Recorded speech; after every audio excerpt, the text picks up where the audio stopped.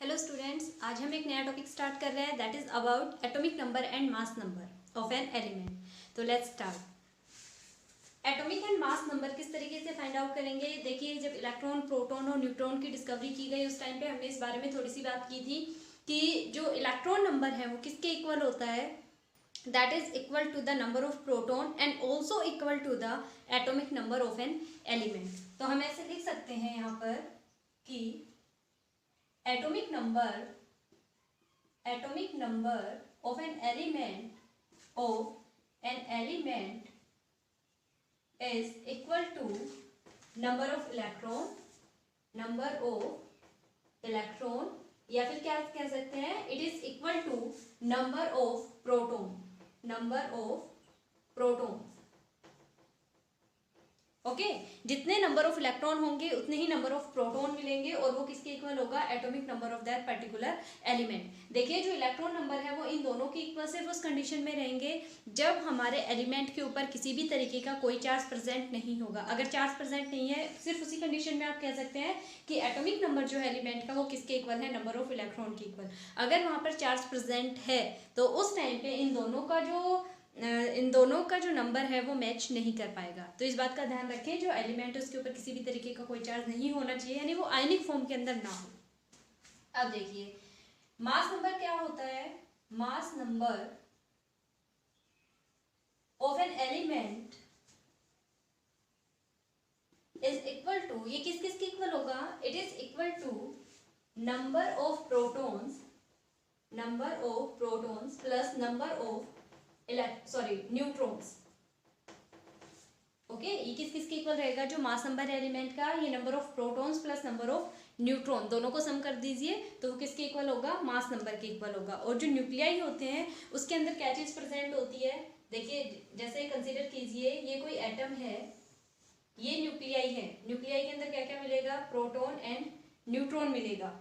और ये जो इसका एक्स्ट्रा न्यूक्लियर पार्ट है, जो ऑर्बिट्स होते हैं, यहाँ पर ऑर्बिटल है इस एटम के, यहाँ पर क्या चीज मिलेगी, इलेक्ट्रॉन्स मिलेंगे। तो इस तरीके से प्रेजेंट रहते हैं। तो ये जो नंबर है टोटल, ये किसके इक्वल रहता है, मास नंबर के इक्वल। और यहाँ पर जितने भी इलेक्ट्रॉन, जितने भी शेल्स प्रेजेंट होंगे, उनमें जो भी इलेक्ट्रॉन होंगे वो इक्वल टू होते हैं एटॉमिक नंबर के।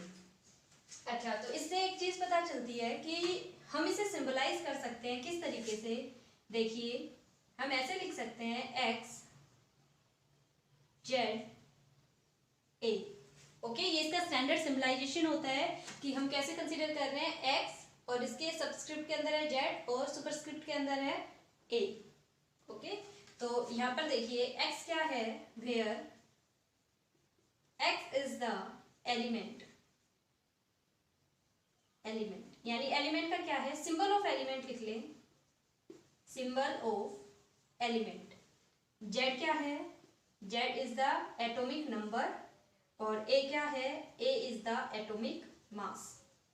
तीनों चीजें पता चल गई। अगर कभी भी कोई एलिमेंट लिखा हुआ होगा तो वो इस तरीके से लिखा हुआ होगा, x जो है वो सिंबल ऑफ एलिमेंट को रिप्रेजेंट कर रहे हैं यहाँ पे, z जो है वो एटॉमिक नंबर को रिप्रेजेंट करेगा और a जो है वो एटॉमिक मास को रिप्रेजेंट करेगा। तीनों चीजों का पता चल गया अब हमें। अब देखिए, जैसे मैं यहाँ पे बात करती हूँ, मान लो सोडियम की, सोडियम इस तरीके से लिखेंगे, है ना, ये x की जगह पे आ गया।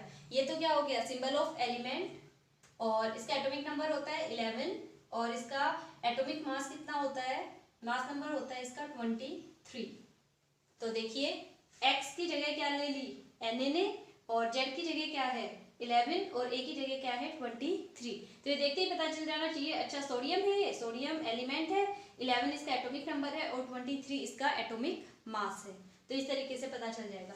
अब जो मेन दिक्कत है वो ये है कि इस तरीके से ये जो हमने यहाँ पे फॉर्मूला लिखा है, इसकी हेल्प से हम कैसे नंबर ऑफ इलेक्ट्रॉन, प्रोटॉन या फिर न्यूट्रॉन को फाइंड आउट करेंगे।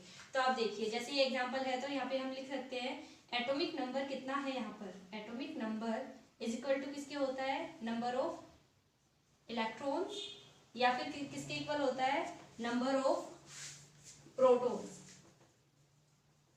ठीक है, नंबर ऑफ इलेक्ट्रॉन या फिर नंबर ऑफ प्रोटॉन के इक्वल होता है। और यहाँ पर एटॉमिक नंबर कितना है 11, यानी ये सारी की सारी चीजें किसके इक्वल रहेंगी, 11 के इक्वल रहेंगी। अब देखिए, मास नंबर जब हमें निकालना होता है, मास नंबर ये किसके इक्वल रहता है, number of protons plus number of neutrons. Okay, तो एटॉमिक नंबर तो कितना है इसका 11 है। यहाँ पे हमें पता चल गया कि 11 एटॉमिक नंबर है, या फिर नंबर ऑफ इलेक्ट्रॉन्स या फिर नंबर ऑफ प्रोटॉन कंसीडर कर सकते हैं। मास नंबर कितना है इसका 23, तो मास नंबर तो कितना हो गया 23। नंबर ऑफ प्रोटॉन्स कितने हैं, यहाँ पे देखिए नंबर ऑफ प्रोटॉन्स कितने थे 11, ठीक है। और प्लस क्या लिखा है हमने नंबर ऑफ न्यूट्रॉन्स। अब नंबर ऑफ न्यूट्रॉन हमें नहीं पता है कि इसके अंदर कितने प्रेजेंट होंगे, तो न्यूट्रॉन आप यहाँ से निकाल सकते हैं। नंबर ऑफ न्यूट्रॉन निकालोगे तो क्या होगा 23 माइनस 11, ऐसे लिख दें। नंबर ऑफ न्यूट्रॉन्स किसके इक्वल आ जाएगा 23 माइनस 11 इज इक्वल टू कितना आ जाएगा, कीजिए सब्सट्रैक्ट इसे, 12 के इक्वल आ जाएगा ये। ओके, तो इसका एटॉमिक नंबर है 11। नंबर ऑफ इलेक्ट्रॉन कितने हैं, वो भी है 11। नंबर ऑफ प्रोटॉन कितने हैं, ये भी क्या है 11। एटॉमिक मास कितना है 23, और नंबर ऑफ प्रोटॉन कितने हैं, सॉरी नंबर ऑफ न्यूट्रॉन वो आपने अभी निकाले हैं, कितना आ गया 12। तो इस तरीके से एटम की जो कंप्लीट इंफॉर्मेशन थी, जो एलिमेंट की कंप्लीट इंफॉर्मेशन थी, वो आप किसी भी सिंबल को देखने के बाद जो इसका एटॉमिक नंबर, मास नंबर, इसके तीनों फंडामेंटल जो पार्टिकल है उन्हें फाइंड आउट कर सकते हैं। इजी है, इसमें ऐसा कुछ है नहीं, बिल्कुल ईजी सा ही है। तो मैं आपको एक एग्जाम्पल देती हूँ, आप मुझे सॉल्व करके बताएं उसे।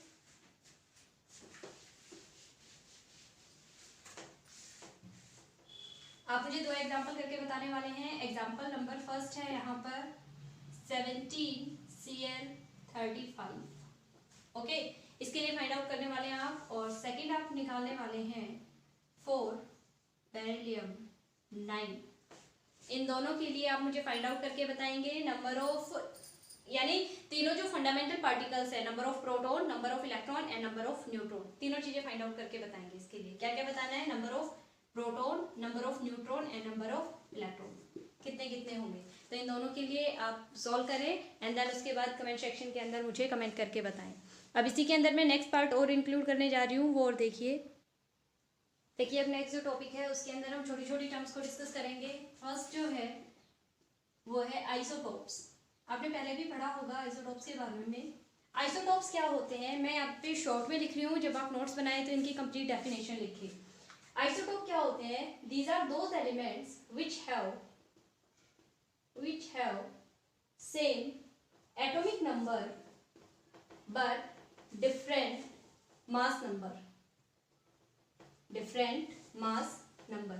यानी ये वो एलिमेंट होते हैं, उन एलिमेंट को हम आइसोटोप कहते हैं जिनके पास एटॉमिक नंबर तो सेम होता है, लेकिन जो मास नंबर होता है वो क्या रहेगा, डिफरेंट रहेगा। उसे हम क्या कहेंगे, आइसोटोप्स के नाम से जानते हैं। फॉर एग्जाम्पल हाइड्रोजन का आइसोटोप ले रहे हैं हम यहाँ पे 1H1, 1H2, 1H3। जो हाइड्रोजन है इसके 3 आइसोटोपिक फॉर्म प्रेजेंट होती है, 1H1, 1H2, 1H3। इसे जो हाइड्रोजन है इसमें देखिए तीनों के अंदर जो एटॉमिक नंबर है वो तीनों में 1 1 है, लेकिन एटॉमिक मास इसमें 1 था, इसमें 2 हो गया और इसमें 3 हो गया।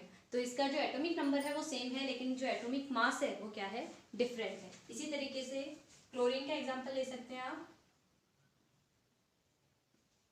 17Cl35 and 17Cl37। यानी जो क्लोरीन है वो भी 2 आइसोटोपिक फॉर्म के अंदर एग्जिस्ट करता है। इसके अलावा भी एग्जांपल हैं, जैसे हम कार्बन को भी कंसीडर कर सकते हैं। यहाँ पे कार्बन के केस में क्या होता है, 6C12 एंड 6C14, दोनों फॉर्म के अंदर ये एग्जिस्ट करता है। तो lots of examples are there in case of isotopes. एक जो बात ध्यान रखनी है, मास नंबर जो है वो डिफरेंट रहेगा, जो एटॉमिक नंबर है वो सबके अंदर सेम है। इन दोनों में देखो एटॉमिक नंबर सेम है, मास नंबर डिफरेंट है। यहाँ भी एटॉमिक नंबर सेम है, मास नंबर डिफरेंट है। अब आते हैं सेकंड टर्म के ऊपर, आइसोबार्स। आइसोबार्स क्या होते हैं, जिस तरीके से आइसोटोप्स होते हैं ऐसे ही आइसोबार्स भी होते हैं। These are those elements which have same atomic mass but different atomic number। यानी ये वो एलिमेंट होते हैं जिनका जो मास नंबर होता है वो तो सेम रहेगा, लेकिन जो एटॉमिक नंबर है वो क्या रहेगा, डिफरेंट डिफरेंट रहेगा। तो आइसोबार्स के अंदर हम इन्हें कंसीडर करेंगे इस टाइप के एग्जांपल्स को। तो गुड एग्जांपल है यहाँ पे आर्गन, और आर्गन का ले लीजिए 18 40 होता है, और दूसरा आप यहाँ पे पोटेशियम कंसीडर कर सकते हैं 19 और 40।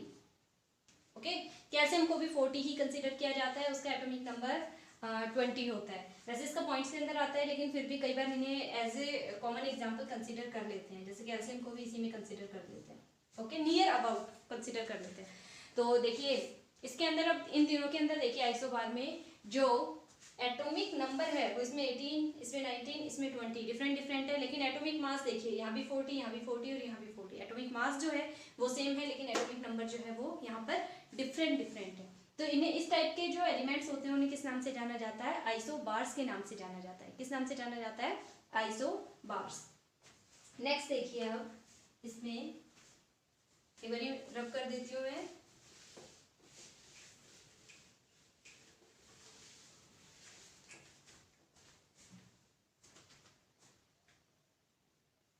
Isotones, isotones. थर्ड जो है हमारा कौन सा है? आइसोटोन्स। आइसोटोन्स क्या होते हैं? These are those elements which have same number of neutron, यानी ये वो एलिमेंट होते हैं जिनके अंदर नंबर ऑफ न्यूट्रॉन जो है वो सेम मिलेगा। आइसोटोन्स के अंदर क्या चीज सेम मिलेगी? नंबर ऑफ न्यूट्रॉन्स जो है वो सेम मिलेंगे। फॉर एग्जाम्पल देखिए 6C40 7N50। देखिए एक बात का ध्यान रखना है, यहाँ पर कार्बन जो होता है उसे नॉर्मल कंडीशन में जब हम लेते हैं एज ए नॉर्मल एलिमेंट तो हम क्या लिखते हैं? 6C12, और नाइट्रोजन को जब लेते हैं तो क्या लिखते हैं? 7N40। ये नॉर्मल जो हमारे पीरियोडिक टेबल के अंदर दिया हुआ होता है।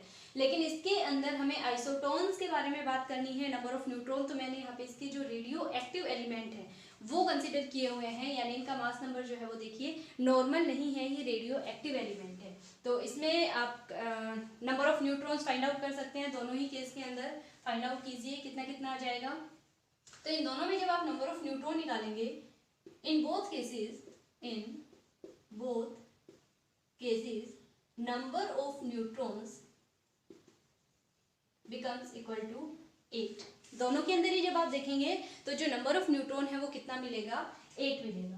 तो देखिए नंबर ऑफ न्यूट्रॉन जो है वो इसके अंदर सेम आ गया है ना। इसके साथ अगर मान लो इन दो को, या फिर हो सकता है इनमें से किसी भी एक के साथ ऑक्सीजन को भी कंपेयर कर सकते हैं, तो इन तीनों के अंदर जो नंबर ऑफ न्यूट्रॉन है वो सेम मिलेंगे।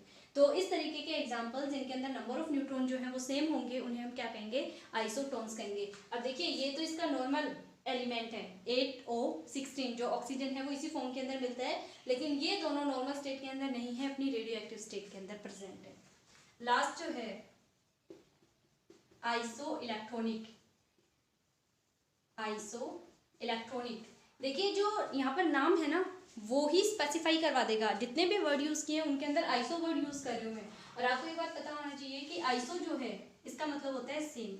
आइसो मीन्स क्या होता है? सेम। और यहाँ पर क्या लिखा है मैंने? इलेक्ट्रॉनिक, यानी ऐसे एलिमेंट जिनका जो इलेक्ट्रॉनिक कॉन्फ़िगरेशन है या फिर जो नंबर ऑफ इलेक्ट्रॉन्स हैं वो क्या मिलेंगे? सेम मिलेंगे। यानी ये कौन से एलिमेंट हैं? These are those elements which have same number of electrons, यानी वो एलिमेंट जिनके अंदर जो इलेक्ट्रॉन नंबर है वो सेम मिलेगा, उन्हें हम किस नाम से जानेंगे? आइसो इलेक्ट्रॉनिक के नाम से। जैसे देखिए नियोन जो है एटॉमिक नंबर होता है इसका 10। जब आप इसका कॉन्फ़िगरेशन लिखेंगे तो किस तरीके से लिखते हैं? 2 8 कंप्लीट हो गया, 10 इलेक्ट्रॉन थे। अब देखिए अगर मैं यहाँ पे लिखती हूँ ऑक्सीजन, और इसके ऊपर कितना चार्ज ले लिया मैंने? 2 नेगेटिव। ऑक्सीजन पे कितना चार्ज लिया है? 2 नेगेटिव। तो ऑक्सीजन के पास टोटल जो नंबर ऑफ इलेक्ट्रॉन्स होते हैं वो होते हैं 8, ठीक है। लेकिन 2 नेगेटिव चार्ज है, इसका मतलब 2 इलेक्ट्रॉन हमने इसके अंदर ऐड कर दिए, तो टोटल इलेक्ट्रॉन कितने हो गए? 10 हो गए। 8 तो थे, 2 हमने दे दिए, 10 हो गए। तो इसका इलेक्ट्रॉनिक कॉन्फ़िगरेशन क्या रहेगा? सेम रहेगा। इसी तरीके से अगर नाइट्रोजन का लेंगे तो इसके ऊपर 3 नेगेटिव चार्ज, एटॉमिक नंबर 7 है, 7 और 3 कितने हो जाएंगे? 10, अगेन 2 and 8। इसी तरीके से अगर हम ले मैग्नीशियम को, ठीक है, मैग्नीशियम प्रेजेंट होता है +2 ऑक्सीडेशन स्टेट के अंदर, इलेक्ट्रोपॉजिटिव एलिमेंट है। मैग्नीशियम का एटॉमिक नंबर होता है 12, ठीक है, लेकिन 2 प्लस का साइन जहाँ भी आ जाए इसका मतलब है उतने इलेक्ट्रॉन आपको लेस कर देने हैं, माइनस का साइन जहाँ भी आ जाए इसका मतलब है उतने इलेक्ट्रॉन आपको ऐड कर देने हैं। तो 7 के अंदर यहाँ हमने कितने ऐड किए थे, 3 ऐड किए थे, लेकिन अब यहाँ क्या है 2 प्लस आ गया, तो 12 में से कितना माइनस कर देंगे आप, 2 माइनस कर देंगे, टोटल कितने बचे इलेक्ट्रॉन, 10, 2 एंड 8। यानी इन सारे केस के अंदर जो नंबर ऑफ इलेक्ट्रॉन्स हैं वो कितने हैं, टोटल 10 इलेक्ट्रॉन्स हैं। ओके, तो ये आइसो इलेक्ट्रॉनिक का एग्जांपल है कि जो नंबर ऑफ इलेक्ट्रॉन है वो यहाँ पर सेम है। अब देखिए, आप मुझे बताइए, मैं यहाँ पे एक एग्जांपल लिख रही हूँ और आप कंसिडर कर ले यहाँ पर एक और, अगर कंसिडर करना चाहें तो Na पॉजिटिव। इन सब के अंदर आप मुझे कंपेयर करके बताएंगे कि कौन से एलिमेंट आइसो इलेक्ट्रॉनिक हैं और कौन से एलिमेंट आइसो इलेक्ट्रॉनिक नहीं हैं। ये था आपका फर्स्ट। सेकेंडली आप बताएंगे हाइड्रोजन,